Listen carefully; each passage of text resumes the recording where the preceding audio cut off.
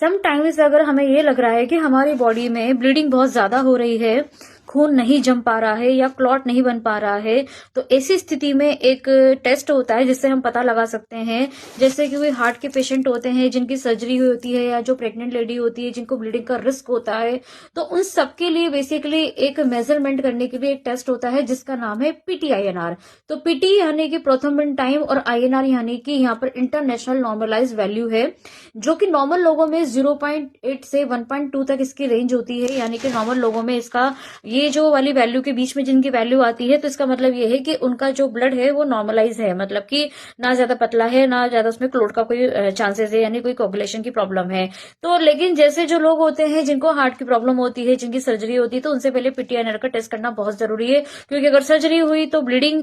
उसमें होगी तो रुकेगी कि नहीं रुकेगी, या खून जमेगा कि नहीं जमेगा, तो इसके लिए पीटीआईएनआर का टेस्ट होना बहुत जरूरी है। तो आईएनआर का यहाँ पे क्या होता है कि अगर 0.8 1.2 से अगर इसकी जो वैल्यू होती है, अगर आईएनआर बहुत ज्यादा बढ़ जाता है, तो बेसिकली उस टाइप के पेशेंटों के अंदर क्या होगा कि ब्लीडिंग बहुत ज्यादा होगी, खून जल्दी से जमेगा नहीं, और नाक, मसूड़े या स्टूल कहीं पे भी उनकी ब्लीडिंग हो सकती है। लेकिन अगर आईएनआर कम होगा तो क्या प्रॉब्लम होगी, आईएनआर अगर कम होगा तो खून देर से जमेगा, क्लोटिंग की प्रॉब्लम हो जाएगी। तो कहने का मतलब ये है, ये वाला जो टेस्ट है ये डॉक्टर की सलाह से किया जाता है, और बेसिकली ये सर्जरी, प्रेगनेंट लेडी और जिनको ब्लीडिंग की प्रॉब्लम है उनके लिए किया जाता है। आई होप आपको ये इन्फॉर्मेशन इस टेस्ट के बारे में, पीटीआईएनआर के बारे में,